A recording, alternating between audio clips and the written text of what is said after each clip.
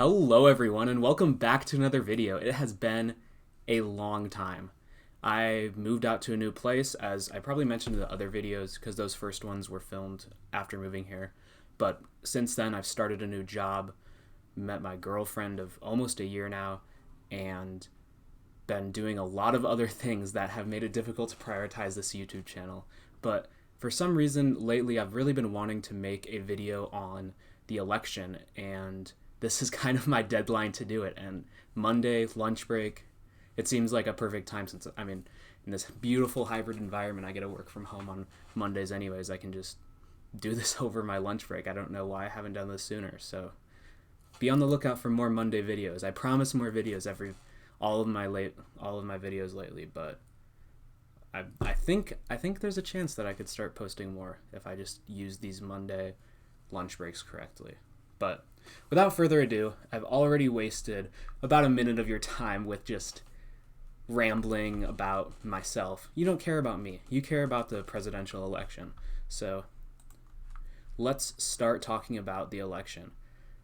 So to begin with, this election is going to be extremely close. If you look at the 538 polls, I've been spending so much time on this 538 2024 election forecast website.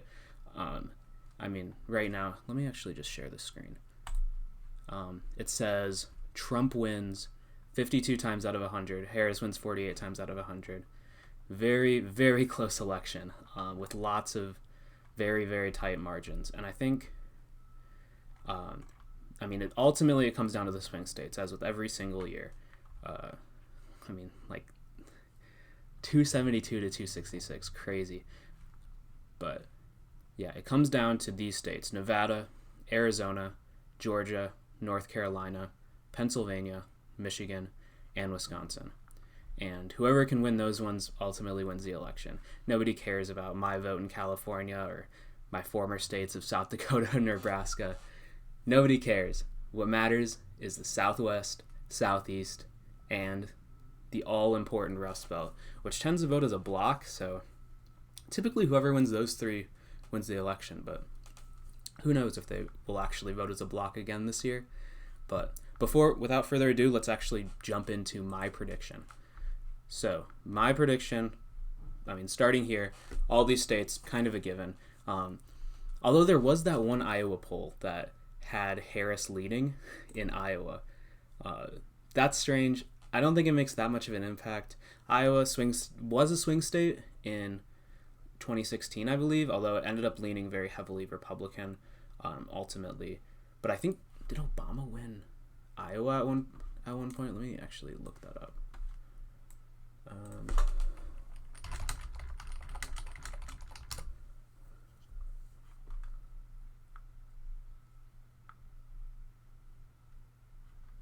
Yes, I think he did. It says Iowa was won by Democratic nominee Senator Barack Obama of Illinois.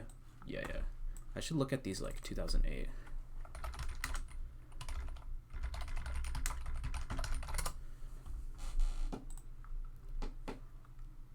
But yeah, Iowa, the main point, Iowa used to be a swing state, but we went on a tangent here. We'll just double check this just to make sure I'm not misleading you guys. Yeah, Iowa was won by him in 2008, and I believe in 2012. Yeah. But obviously Trump has won Iowa all the past few years. But Iowa used to be a swing state, just so everyone remembers. But ever since I've started watching elections, it's been like this. So with that in mind, just the main point here, these states are pretty much given. They could just declare them now. And maybe something flips, but I would be surprised. Along with that, personally, from looking at the polls, I think Nevada, Arizona, Georgia, North Carolina are probably going to go to Trump. The polls show him slightly favored in those states, especially at Arizona. He's very favored in Arizona. It's to the point where it's almost guaranteed there. But Georgia, North Carolina also lean toward him slightly, and Nevada also leans toward him. Last I checked, and I think that's still true. So, based on that, my personal opinion, I think he takes all four of those states. The polls tend to lean a little bit Democrat anyways, so it makes sense that they would ultimately go to Trump in the end, because the past two elections, as we saw, the polls had a bias slightly in favor of the Democrats. This is just documented. This is not like a political statement or anything. The Republicans always tend to outperform the polls in the presidential race. So with that, Trump's already at 268, and that's very, very close. So Kamala would need to win the entire Rust Belt, which is not out of the question. I think she could win Wisconsin and Michigan, pretty likely. Depending, though, they're so close, and Trump just needs to flip a few percentage points from these already Democrat biased polls. Like, they have that bias a little bit, and he would flip those states. But I think ultimately it's going to come down to Pennsylvania. And I think everyone's been saying this. Everyone who's been paying attention to this election has realized it's going down to Pennsylvania. There's a reason that Donald Trump went to the McDonald's in Pennsylvania. He needs the Pennsylvania vote, even if he has to dig as deep as to beg for every individual McDonald's voter. Those might be the undecided voters. Who knows? I don't know. But let's personally, this is almost a toss-up. When you look at these results, slightly leaning Trump, and I think because of that, the slight lean, I'm going to just predict along with the polls. In 2020, the polls got every state right except North Carolina, which they predicted Democrat. So I think ultimately I'm just going to go with what the polls say and say Pennsylvania. You can lock this in. This is my electoral ballot. There you go, guys. This is my prediction. I think Trump wins 287 to 251. However, I think this is a highly likely outcome. And I want to make this very clear when I upload this. This is a very, very probable outcome. And I think if this happens, Trump voters will call fraud. They will say, this was too convenient. How could they get exactly as much as they needed? They biased this vote just to make sure that they won exactly enough to win. And I think that's going to be misleading if this happens. And I think this is a highly probable outcome. I think based on the polls, this is a highly probable outcome without the need for any election interference or the need for any election bias. I think any statements to that effect by Republicans after the election are just dumb. And I think they were dumb in 2020 as well, as proven by the courts. But I don't want to get into all that. We can get into that later. Or I think I have a lot of faith in the electoral process. I think, yeah, that's personal opinion. We'll stick it with that for now. But yeah, okay. So along with that, so we know that the polling tends to favor the Democratic candidate. We know that a lot of these states are locked in. Based on that, I think the polling of the states that is leaning Trump's way, Trump will take those states. And just taking the states where the polls lean Trump's direction even slightly is enough for Trump to win the election. Harris, on the other hand, will have to flip Pennsylvania, or she'll have to flip two of these states, which I think is highly unlikely. I think Harris's best path to victory is by taking the entire Rust Belt. And that basically secures it for her. She needs to take those three states. She doesn't have to worry about North Carolina, Georgia, Arizona, or Nevada. If she takes Pennsylvania, Michigan, Wisconsin, she wins. That simple. But I don't think she takes all three. I think Trump flips at least one. Though I might be completely wrong. Maybe there is none of this polling bias that we've seen in the previous elections. Maybe they fixed that. Maybe there's something different happening. I'm completely well aware that I may be wrong here, but this is my prediction, and I stand by it wholeheartedly. If I'm exactly right, you guys better look to me in 2028. And remember, I'm the guy who predicted 2024. Exactly right. Put your money on this. I'm not putting mine on it, though. But, okay. With that, I think... Oh, one other thing that I wanted to go over. I don't know if you guys have been paying attention to this, but there are now these, like, election betting apps. I think Robinhood has it. I think Kalshi was, like, the first one to do it.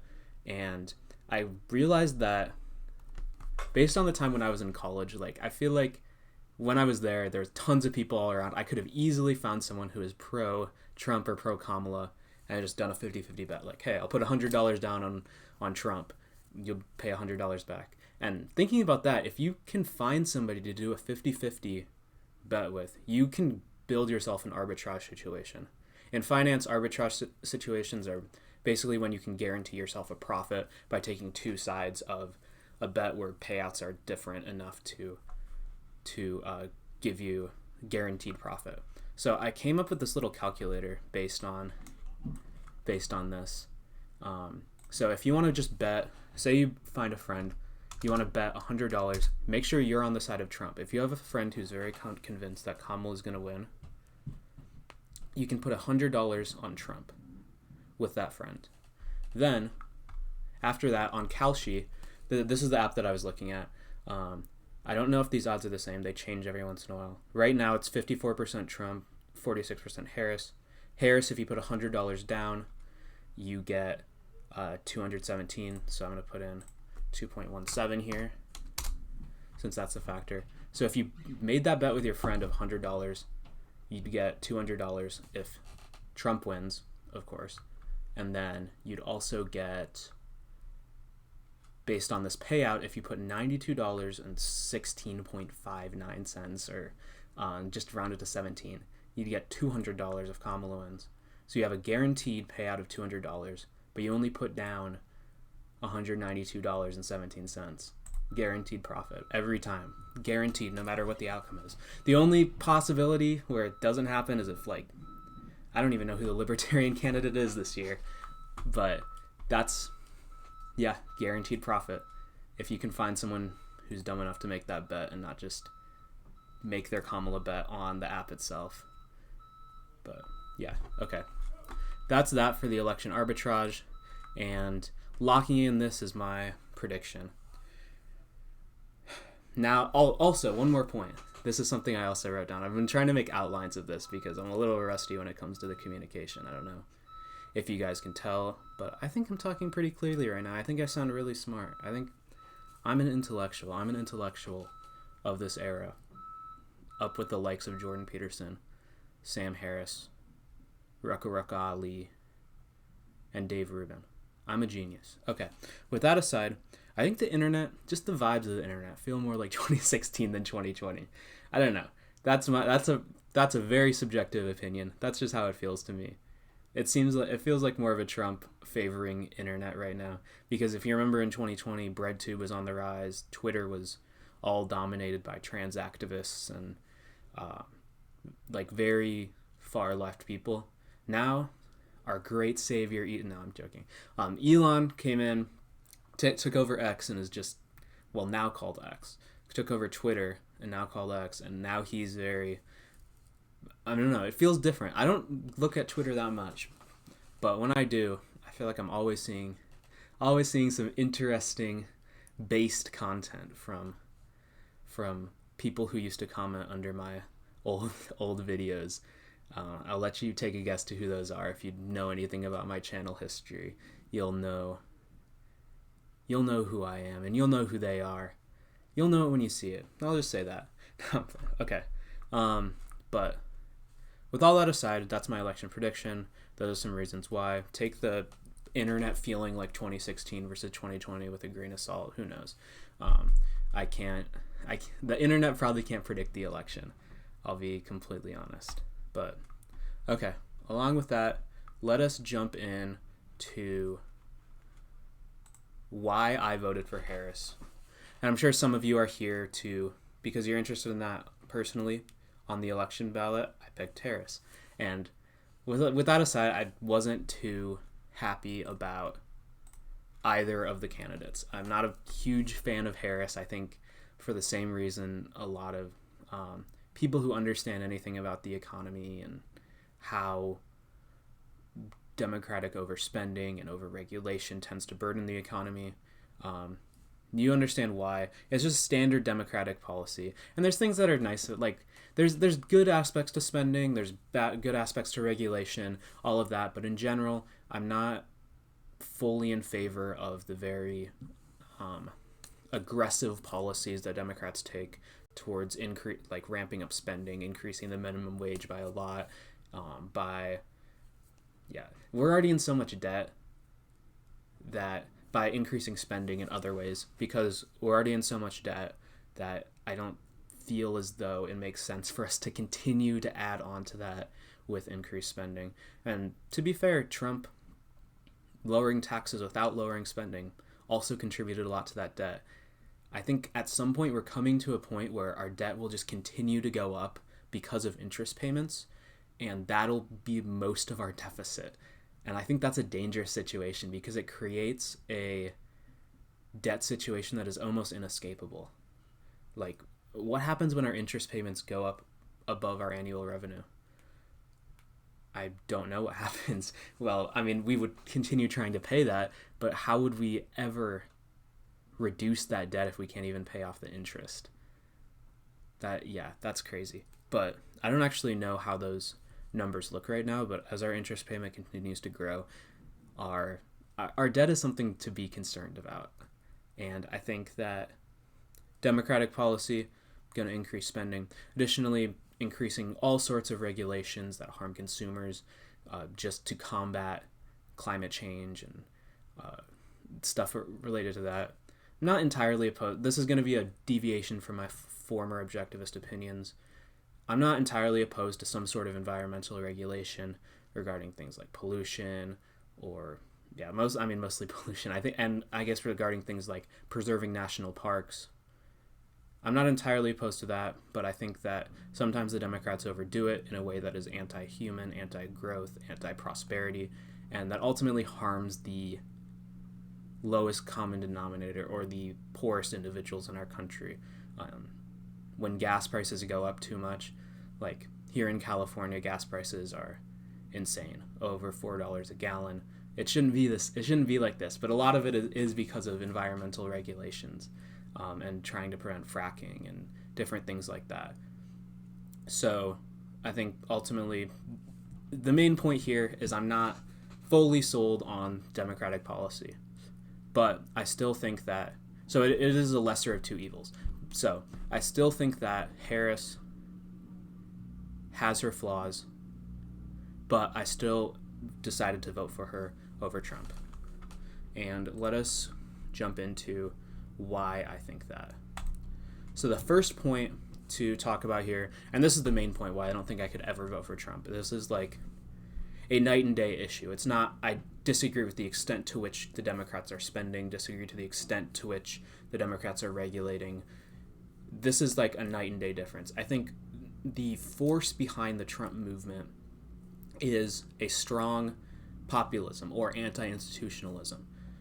Trump has done so much since starting to run to discredit our institutions, discrediting the media, discrediting scientific authorities, discrediting democracy, discrediting our courts. His rhetoric on these things, and I think the rhetoric alone matters so much because this is the head of our country. This is the person who kind of speaks for us, and him having that movement has led to so much harm to so many people in our country. But so I think largely discrediting institutions, making the U.S. government and the U.S. institutions, he's gutting them. That's his ultimate goal. And there are problems with U.S. institutions. There are problems with corruption. There's problems with media bias. There's problems with the arbitrarity of some of the COVID guidelines. But by making it this sort of all-inclusive environment for institutional power, institutional ideas, Trump has kind of created this lack of credibility in our modern world, where we see like things like ivermectin are viewed as just as credible as issues with or things like the 6-foot guideline. Like, we needed some amount of social distancing. The number was arbitrary, but social distancing probably helped a little bit with the spread of COVID. It was good to keep our distance from people when there's a flu or like a disease going around. Sorry, Freudian slip, called it the flu. No, just kidding. But yeah, so going through this kind of one by one, let's talk about discrediting the media. This has been a major issue. I think it's true CNN did have bias. It's true that the New York Times did have bias.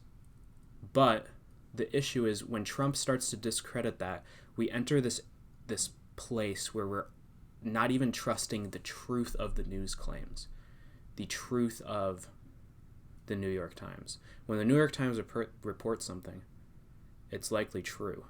That's something that we've lost. We've lost the ability to even believe the truth of these claims, and we now have this sort of epistemological framework in our country where we don't really have the ability to trust our media anymore because Trump has demonized them so much, and Trump has created this environment where we can't trust anyone anymore. Additionally, it's the discrediting of scientific authorities that I was not a huge fan of. This is more talking about COVID. With all of this, I'm also trying to go very surface level on the general reasons. Although there's so much more conversation to have on any of these individual topics, but just trying to give a surface level. And if you want to discuss this, feel free to reach out. But another point, discrediting the CDC, making it harder for people to follow these guidelines, because when people have this sort of polarization on something as simple as like masks or social distancing or something like that, we can't actually follow these guidelines. I think there needs to be some authority in place that we can all trust to understand that, hey, there's somebody who knows more about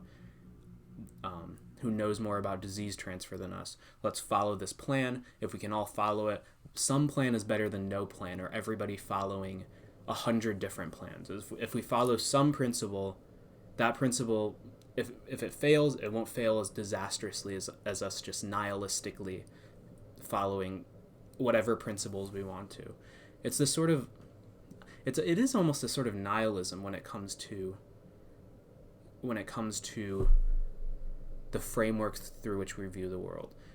For the media, whatever, their truth is kind of arbitrary in that framework, but because we discredit all of the major institutions of media. But sorry, okay, I'm getting kind of off on a tangent. I don't want to get like too deep into some of these philosophical tangents. Another point was discrediting democracy. I think this is probably the most important point when it comes to the institutions Trump discredited.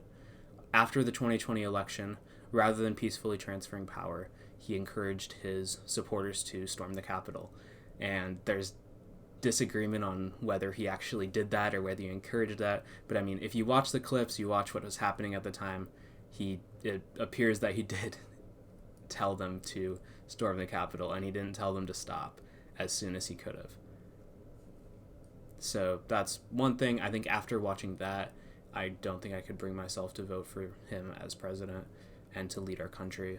Another point, I think some of the election fraud claims, we need to have faith in our democracy, regardless of whether, we need to have faith in our democracy. And I think historically there have been claims of voter fraud. There's been claims by Democrats that there is something going on. And most of the time, I'm not in favor of that. I'm not in favor of that Hillary when she did it. I'm not in favor of anybody in the past when they've claimed that the vote didn't actually go like it did, claiming that the votes were miscounted. We need to have trust in the institutions that run our democracy. Otherwise, we have nothing.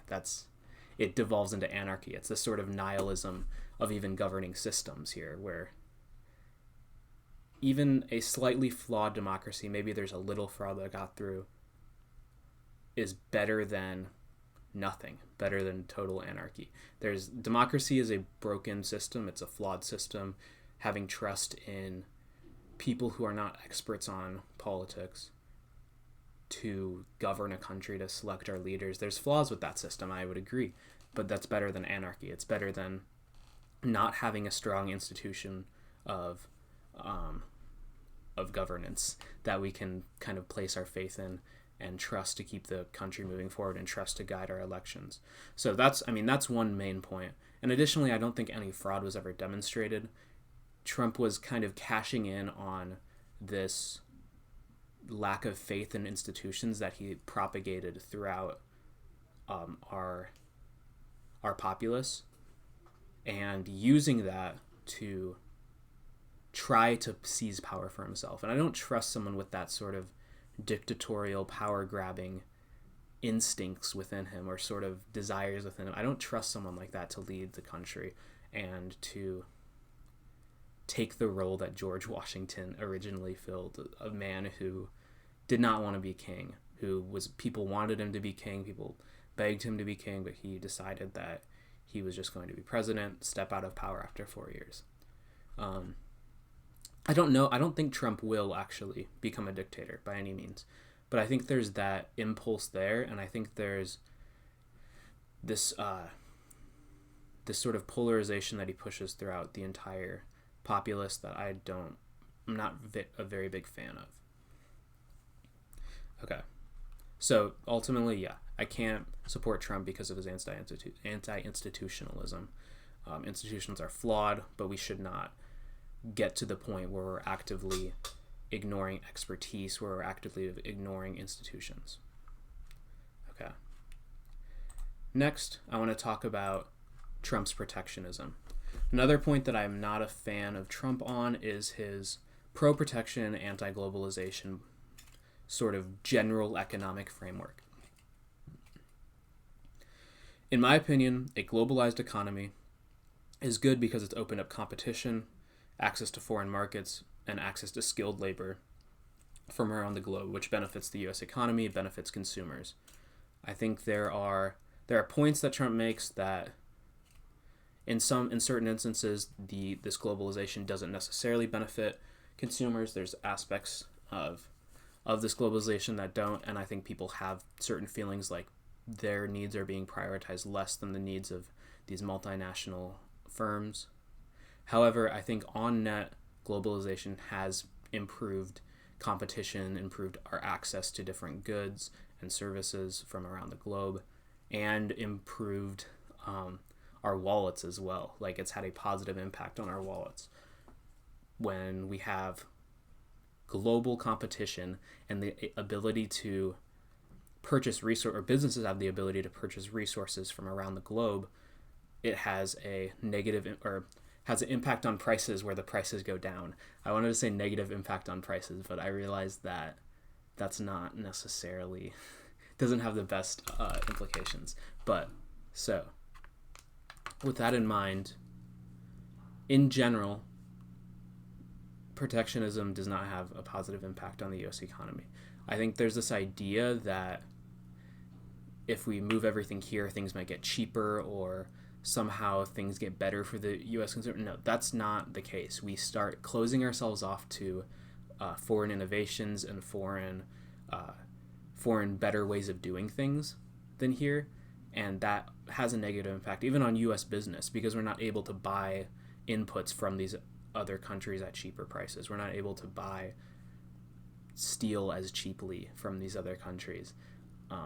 And we're not able to buy microchips from other countries as cheaply. And there's issues with how those things are done. There's issues with sweatshops. There's issues with all these sort of things. And potentially for like a human rights sort of view, it might make sense to increase tariffs or increase protections on those things. But for the purpose which is Trump's motivation for doing this, for the purpose of improving the U.S. economy, I think tariffs fall short. I think most economists as well agree that tariffs fall short.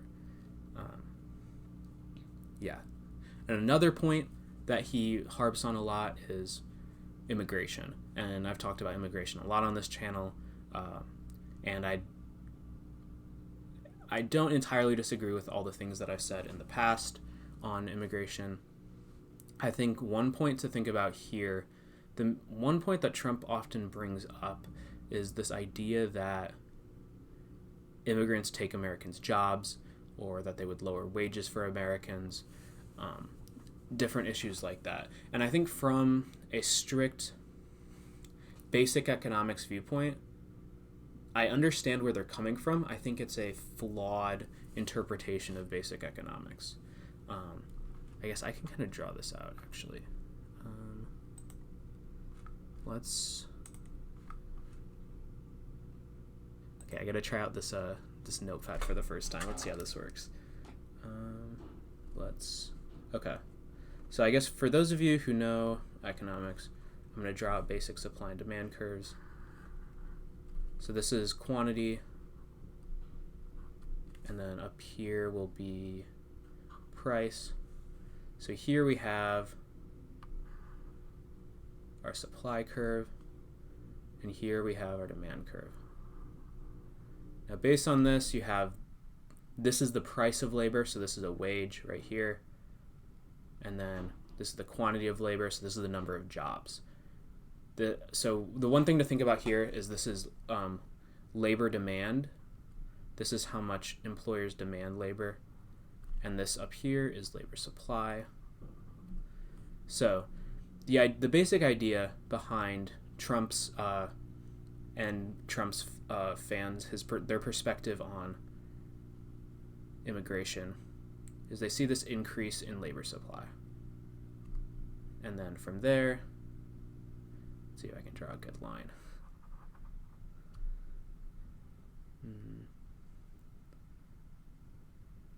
From there, what they see happen, they see wages go down because price goes down, the price of labor.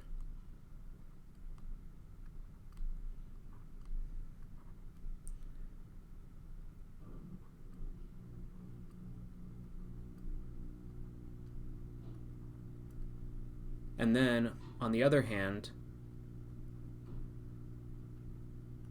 the number of jobs or the quantity of labor demanded, while it increases, it does not fully match what it would need to match for all of the new immigration to be fully employed and keep the U.S. economy employed. So here, this is the amount of labor that is actually added, and this is the number of people actually added under this framework.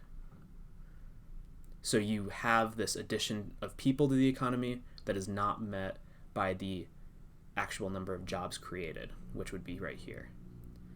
Okay, so hopefully you guys are following at this point.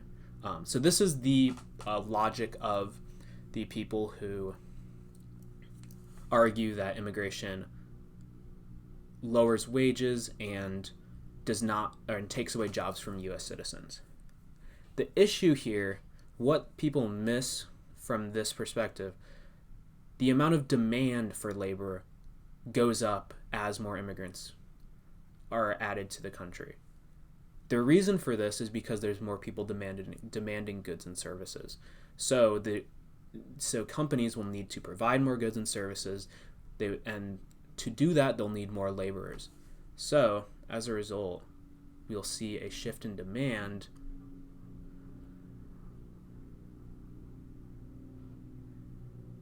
also in the increasing direction.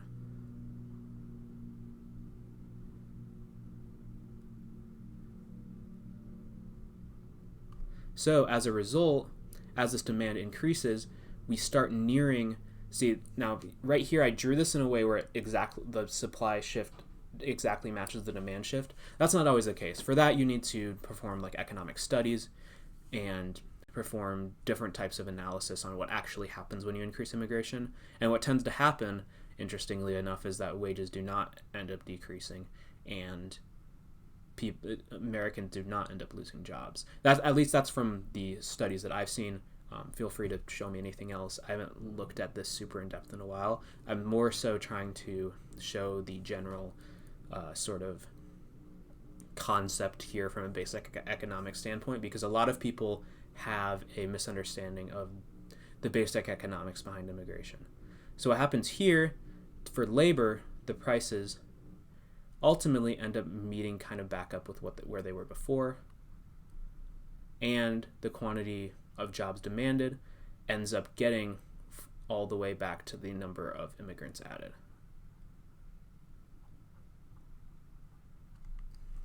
So with that in mind, I would argue that this kind of perspective on economics where immigrants are taking American jobs or are making the job market worse for Americans, I think that's a flawed perspective from a basic economics perspective. It comes from a flawed way of looking at a flawed way of looking at the impact of immigration on the economy.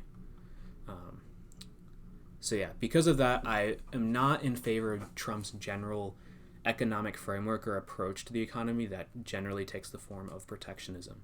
So using those two arguments, understanding Trump's anti-institutionalism and also Trump's protectionism, I think those 2 points together kind of explain why I'm not in favor of, why I can't vote for Trump because of the anti-institutionalist rhetoric and the sort of consequences of that. Because just talking about rhetoric alone, I don't think is a good enough argument, because if he didn't actually do anything with that rhetoric, if there were no negative consequences, who cares? If someone can talk all they want.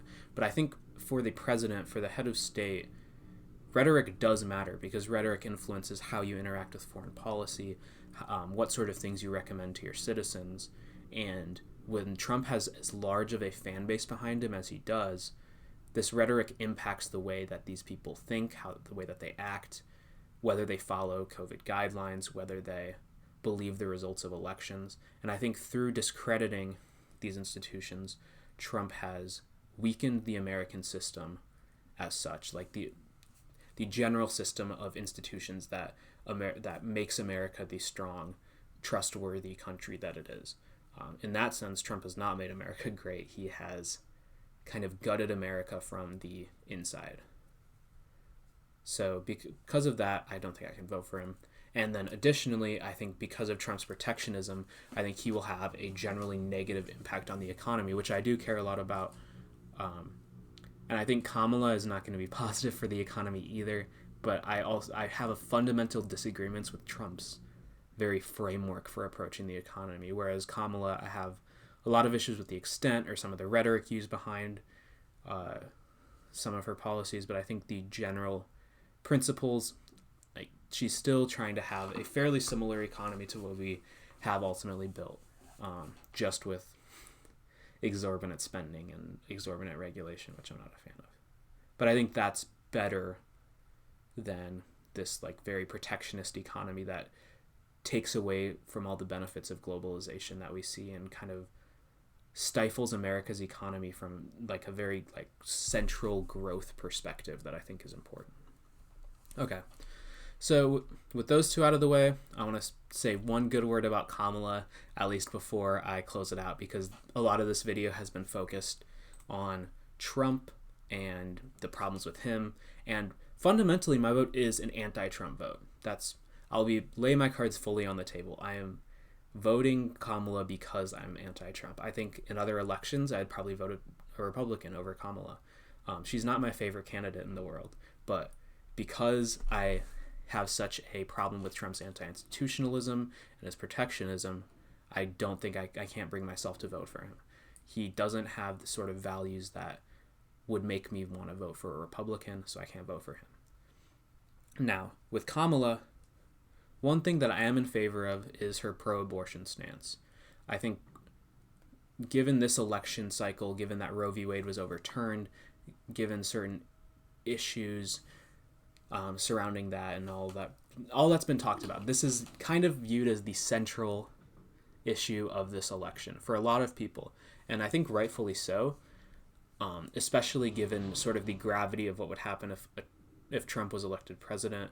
I think based on the way things are polling right now, the Republicans will take the Senate, and they are very likely to take the House. It's 50-50.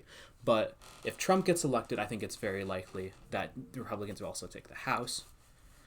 And in that case, the Republicans have the Senate, they have the House, they have the presidency, and they have the Supreme Court.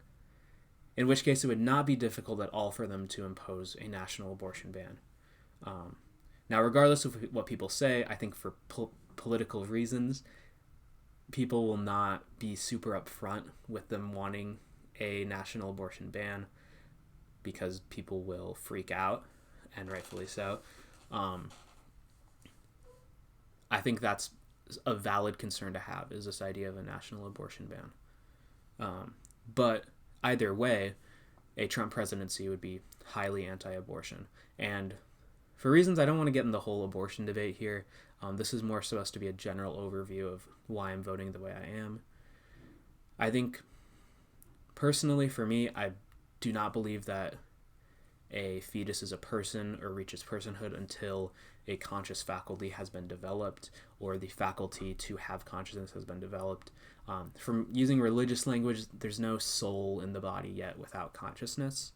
And I think also the fact that Christians are so adamant about abortion, I think that's a flawed reading of certain biblical passages and a flawed understanding of how Christianity should influence our view of pre-birth life. I don't think that's covered by the Bible. I don't even know if there's a concept of that in that time. But regardless, I think